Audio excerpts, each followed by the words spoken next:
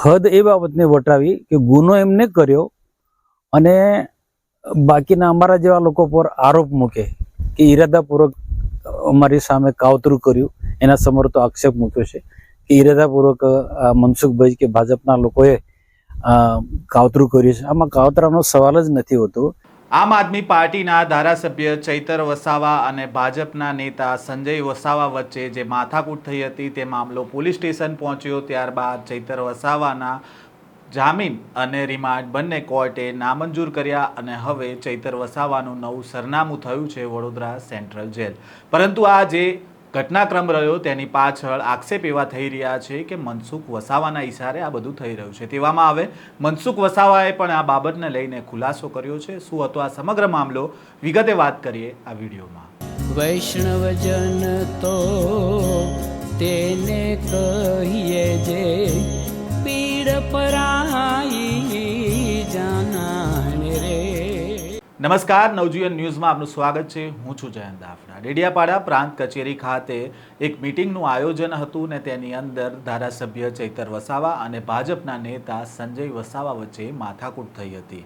આક્ષેપ એવા થઈ રહ્યા છે કે ચૈતર વસાવા દ્વારા છૂટો પાણીનો ગ્લાસ કાચનો હતો તે સંજય વસાવા પર ફેંકવામાં આવ્યો ને તેને જ લઈને આ મામલો પોલીસ સ્ટેશન સુધી પહોંચ્યો હતો. જો કે ચૈતર વસાવા સામે હત્યાના પ્રયાસ, મારામારી સહિતની કલમો હેઠળ ગુનો નોંધવામાં આવ્યો છે.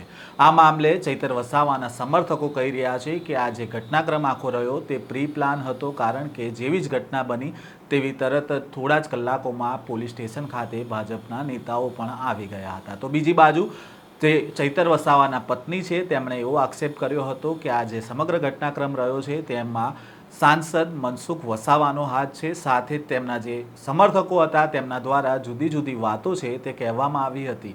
તેમાં એક મુખ્યત્વે વાત એવી હતી કે મનરેગા કૌભાંડને લઈને ચૈતર વસાવા દ્વારા જે બાબતો ઉજાગર કરવામાં આવી રહી હતી તેના કારણે બચુ ખાબડના બંને પુત્રો, કોંગ્રેસના નેતા હીરા જોટવાની ધરપકડ પણ થઈ છે અને આગામી સમયમાં આને લઈને અનેક ખુલાસાઓ ચૈતર વસાવા કરવાના હતા અને તેનો જ ખાર રાખીને તેમની સામે કાર્યવાહી કરવામાં આવી હોવાના આક્ષેપ કરવામાં આવી રહ્યા. તો બીજી બાજુ આમ આદમી પાર્ટીના રાધિકા રાઠવાએ પણ એવો આક્ષેપ કર્યો હતો કે ચૈતર વસાવા છે તે મનસુખ વસાવાને ગળામાં કાંટાની જેમ ખૂંચી રહ્યા છે અને આ તમામ કાર્યવાહી જે ચૈતર વસાવા ઉપર કરવામાં આવી તે તેમના ઈશારા પર કરવામાં આવી છે. આને જ લઈને હવે મનસુખ વસાવાએ પણ પ્રતિક્રિયા આપી છે. મનસુખ વસાવાએ ચૈતર વસાવા સામે જે કાર્યવાહી થઈ છે તેને લઈને શું પ્રતિક્રિયા આપી છે તે પણ સાંભળીએ.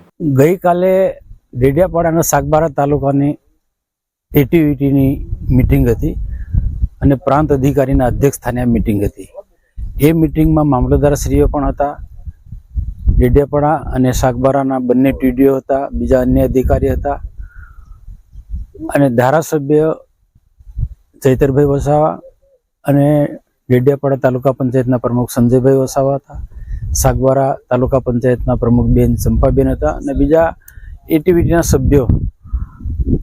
એટીવીટી મિટિંગના એજન્ડાને લઈને ધારાસભ્ય અને બંને પ્રમુખ, સાગબારાના પ્રમુખ અને ડેડિયાપાડા તાલુકા પંચાયતના પ્રમુખમાં અમને બોલવાનું થયું.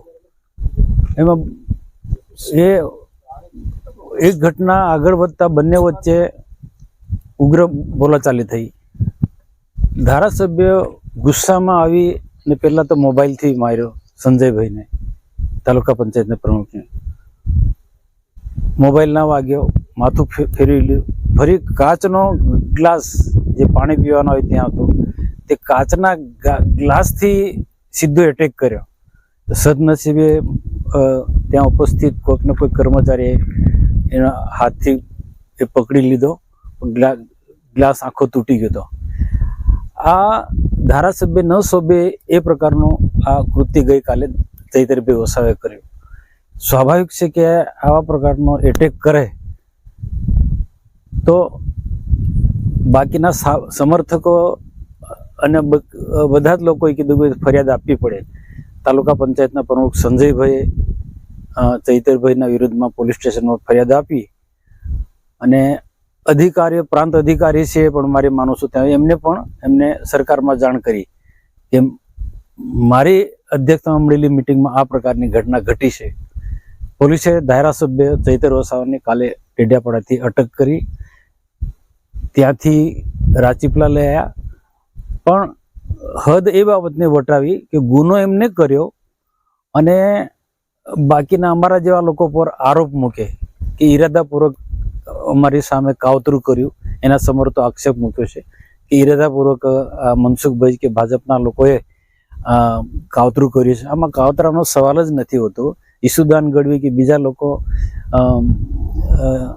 આક્ષેપ એના પાર્ટીના આમ આદમી પાર્ટીના નેતાઓ એવો કેજરીવાલ જેવા એવો આક્ષેપ મૂકે કે વિસાવદરની ચૂંટણી ભાજપ હારી ગયું એટલે અકળામણમાં આ પ્રકારનો ચૈતર વસાવાને ગુનેગાર ઠેરવીને એને એરેસ્ટ કરે છે, ખોટી રીતના એરેસ્ટ કરે છે, આ રીતના આરોપ મૂકે. પણ ત્યાં અધિકારીની ઉપસ્થિતિમાં, પ્રાંત અધિકારીની ઉપસ્થિતિમાં, તાલુકાના બીજા અન્ય અધિકારીની ઉપસ્થિતિમાં આ પ્રકારનો જે એટેક કરે એમાં કાવતરાનો ક્યાં સવાલ છે? મારે પ્રશ્ન ચૈતરભાઈને છે અને આક્ષેપ મૂકનારાના પણ છે કે ચૈતરભાઈના પ્રશ્નો સાચા હોય, રજૂઆત એની જે પણ હોય એજન્ડાને લઈને વાત કરવાની હતી, તો ડેપ્યુટી કલેક્ટર હતા, પ્રાંત અધિકારી હતા, એમની સત્તાના રૂએ રજૂઆત કરી શકતા હતા, લિખિત આપી શકતા હતા અને ત્યાં કદાચ સંતોષ ના હોય તો સરકારમાં રજૂઆત કરવાની હતી.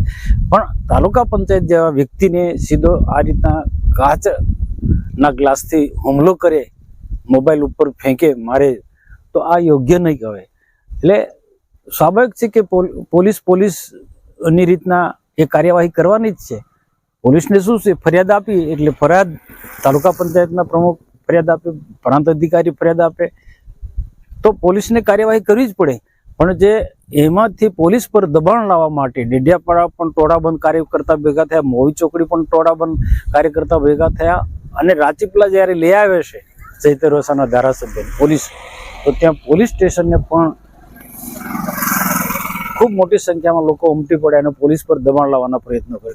કાયદો કાયદાનું કામ કરે છે, આ બધું જાણે છે, છતાં પણ લોકોને ઉશ્કેરવાનો આમને એક પહેલેની એક ટેવ પડેલી છે, તે રીતના ઉશ્કેરવાના પ્રયત્નો કર્યા. હું તો એટલું જ માનું છું કે સરકારી મિટિંગ હોય એમાં નિયમ પ્રમાણે તમારે મિટિંગમાં વાર્તાલાપ કરવાનો હોય, કે ચર્ચા કરવાની હોય, કે ઉશ્કેરાટમાં આવી જઈને કંઈ આ રીતના મારામારી કે ગાળાગાળી કરવાની એ યોગ્ય નથી. તો આ જે ઘટના ઘટી ખરેખર નિંદનીય છે, વખોડવા પાત્ર છે અને દુઃખ થાય છે કે આદિવાસી આ રીતના લડે એ અમને પણ દુઃખ થાય છે. પણ શું છે એ સમજવાની જવાબદારી ધારાસભ્યની છે. ધારાસભ્ય આ પ્રકારનું વર્તન ના કર્યું હોત તો આ ફરિયાદ જેવી ઘટના ઘટી ના હોત. તો આ ગઈકાલની ઘટના ઘટી છે. આજે જે પણ હશે, આજે એને પોલીસની રીતના જે કાર્યવાહી કરવાની એ કરી રહી છે અને આવનારા દિવસોમાં વાતાવરણ શાંત રહે ડેડિયાપાડા વિસ્તારનો અને લોકોના વિકાસના કામો થાય, લોકોના નાના મોટા પ્રશ્નો સરળતાથી સોલ્વ થાય એવો અમારો પ્રયાસ રહેશે. વૈષ્ણવજન તો તેને કહીએ જે